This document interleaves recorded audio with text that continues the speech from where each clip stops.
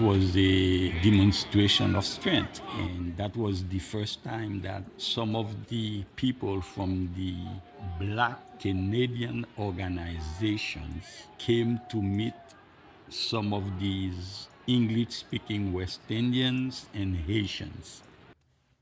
I know for the most part, you like to assume that you will be one of those people out there unifying and fighting for justice. Let me know in the comments if you think you would be one of those people, or what is it? What role do you think you will play in this? You had all these people getting to know each other.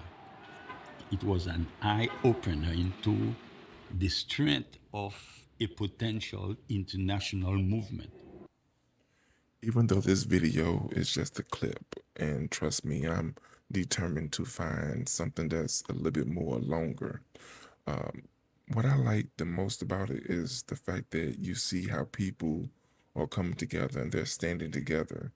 Now, they might be fighting for different causes, but at the end of the day, they're all together within doing it. Tell me your thoughts about the video.